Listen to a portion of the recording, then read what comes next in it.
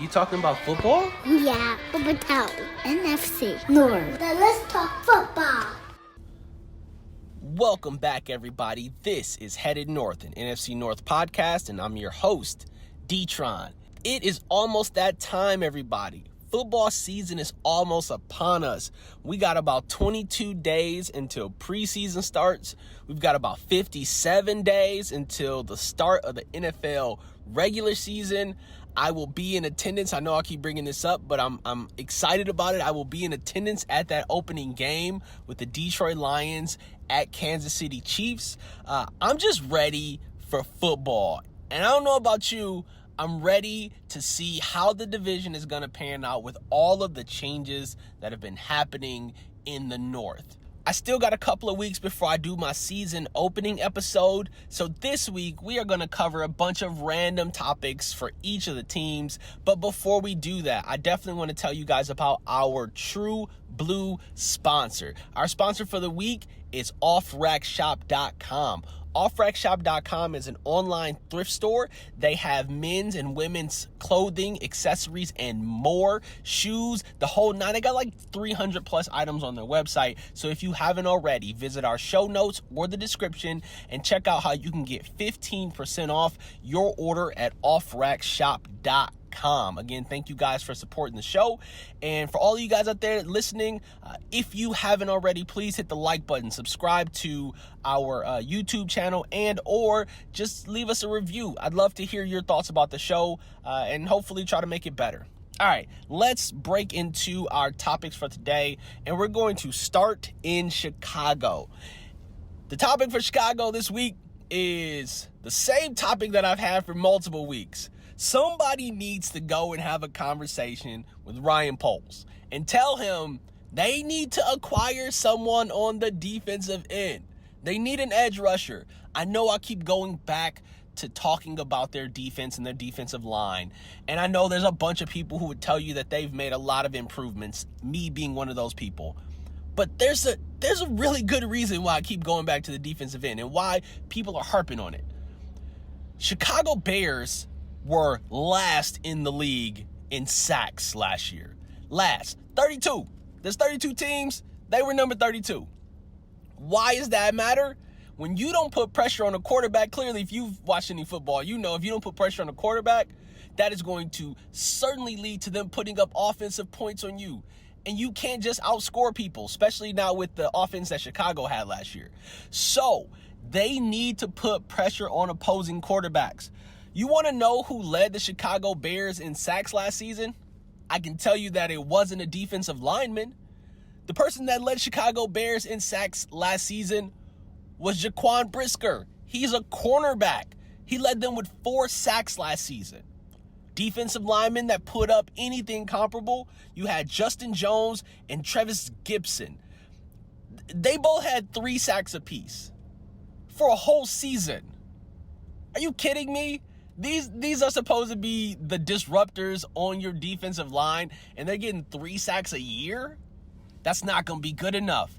This is why you keep hearing the media and people like myself harp on Chicago's need to go and get a defensive edge presence, which they clearly did not use their draft picks to do that, and they haven't acquired anything in the offseason or during free agency to help them with that.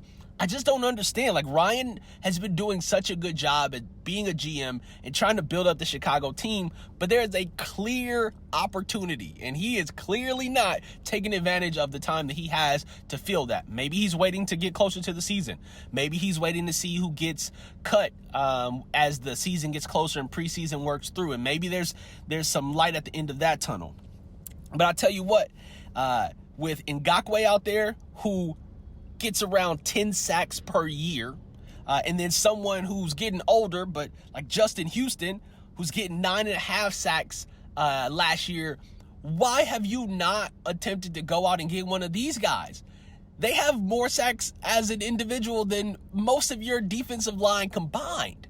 I don't get it. Like, there's clearly, and maybe it's a money thing. Maybe they don't want to spend what other money they have on that position. But come on, man, coming into the year, Chicago has some of the best money situation of any team in the NFL. You got the cash. Go and get someone who can make a difference on your defensive line. That's all I'm saying. Ryan's been doing a good job.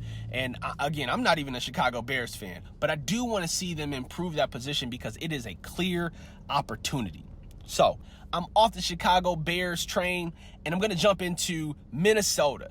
Now, there was a story that came out. Now, I could be reading too much into this. I could be blowing it up. I'm sure you've probably seen this already if you're a Minnesota fan.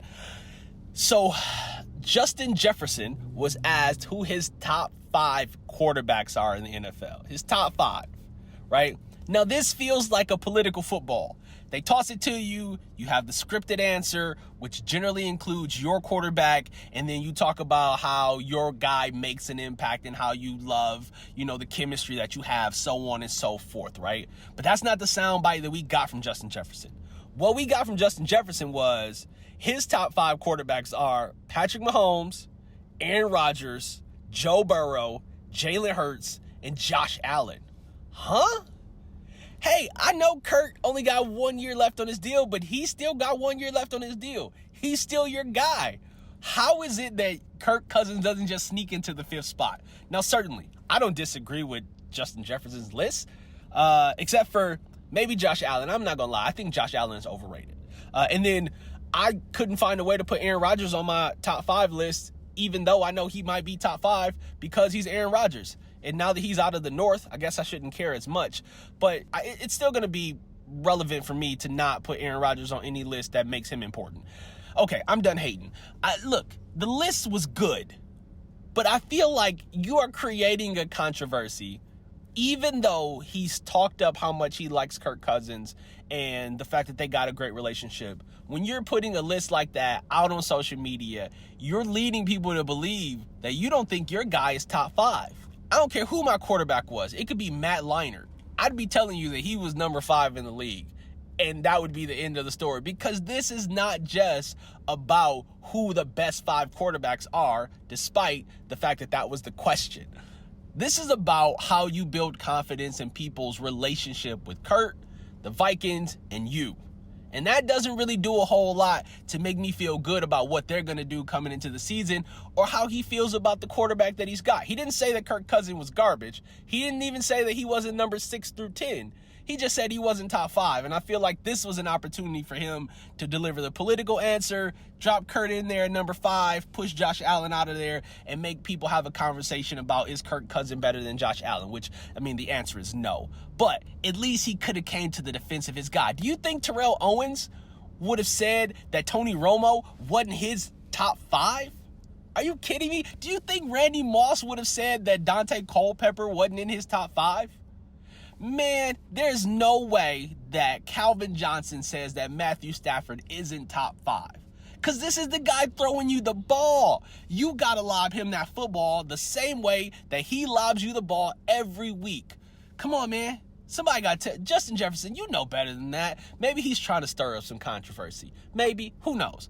All I'm saying is this was a great opportunity for him to stand behind his quarterback, and it seems like he sort of got out of the way and let his man take a sack.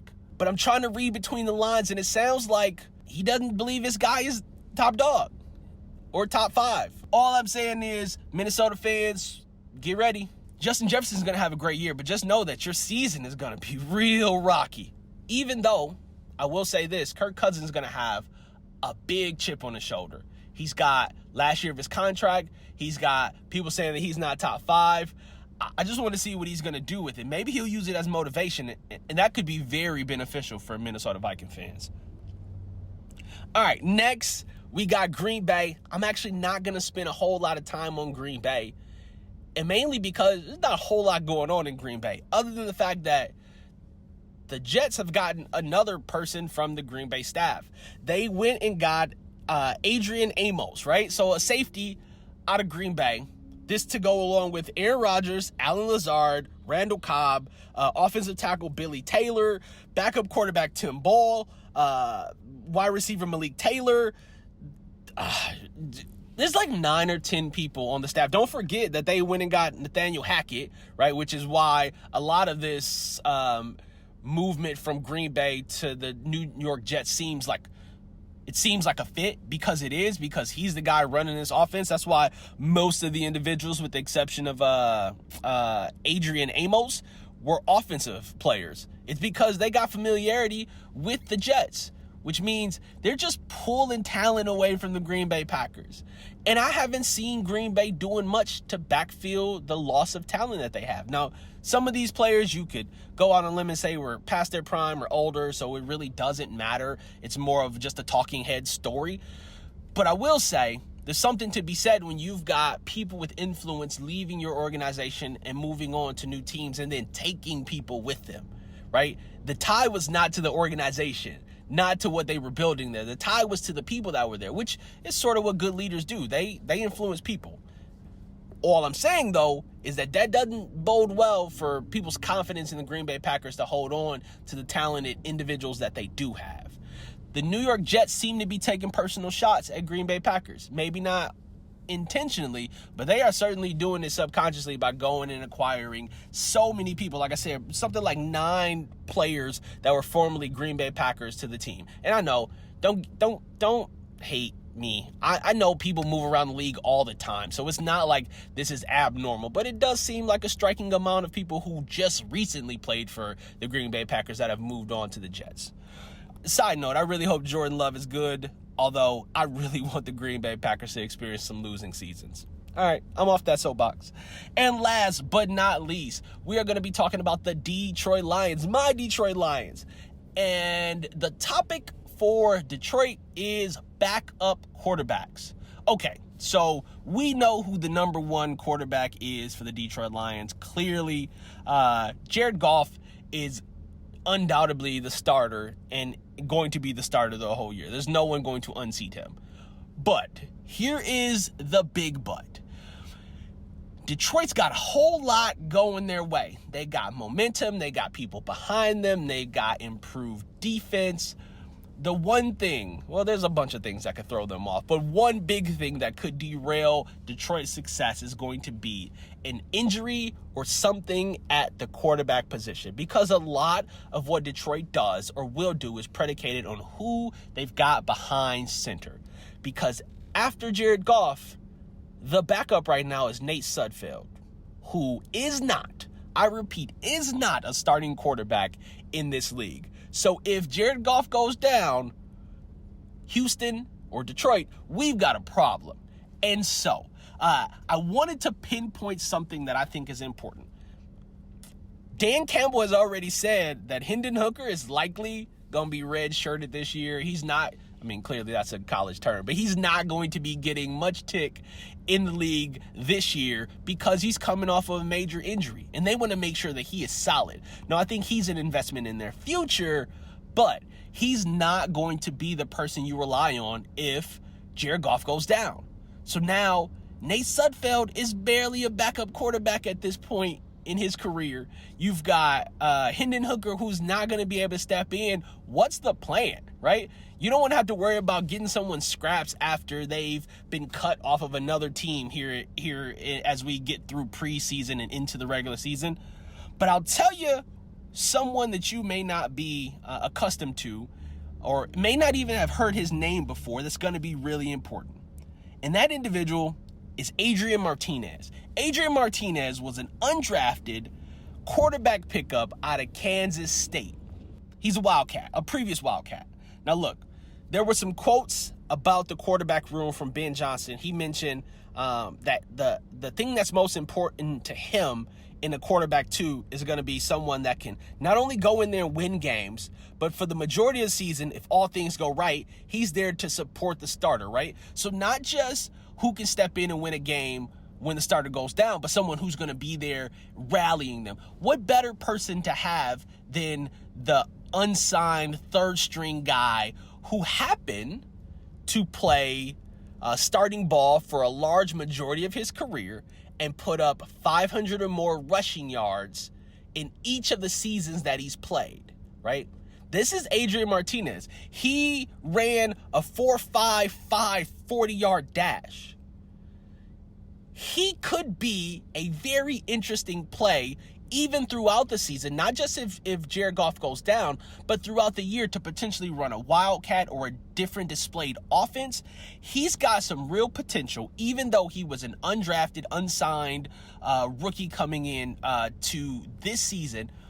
Adrian Martinez is one that you may want to be very mindful of because, again, Hendon Hooker not really going to be able to step in. Nate Sudfeld is not going to be a starter. And so Adrian Martinez could be the wild card in the wildcat offense for the Detroit Lions. Hey, man, just throwing it out there. It's a possibility that this kid who's got some real running potential, who's got speed, who has done this for many seasons, and he has a pretty good arm. He's also got a lot of velocity on his throws. Like, the kid actually is a really good quarterback. I mean, clearly, he wouldn't be in the NFL if he wasn't a good quarterback. But I think he could be a surprising pick if Jared Goff ends up unable to go in any number of games. Now, am I looking forward to that? Absolutely not. I want Jared to stay upright. I want him to remain unhurt. And I want him to be available for every single game. But if he's not, or if we need to throw in a wrench into this wild world of people supporting Detroit, I want that wrench to be Adrian Martinez until Hendon Hooker is ready, right? And then potentially we move into supporting him as that backup spot. But for right now, I don't even know that Nate Sudfeld should get the backup gig, right? Like, he probably is because he's been around for a little bit, but I'd like to see what Adrian Martinez has available to provide for the Detroit Lions. All right, team, that is our show for the day. We've covered our Lions, we covered our Packers, we covered our Bears, and we covered our Vikings. Yeah, that team too. Look, I appreciate it if you made it this far in the show. Hey, just by the way, sometimes I take weeks off because I don't get paid to do this. I just do it for the love of the NFC North. So sometimes you might get episodes from me and sometimes you won't. It's okay, though. I promise you, when the season is in, I'll be here each and every week with you. If you made it to this point in the show, I appreciate that so much. As always, please like the show, write us a review, share it with somebody else so that they can hear the episode too. And if you decide not to come back, I won't be too mad at you. But if you do come back, make sure you got your bags packed because we are headed north. I'm D-Tron. Peace. You talking about football? Yeah, Football Town, NFC North. Then let's talk football.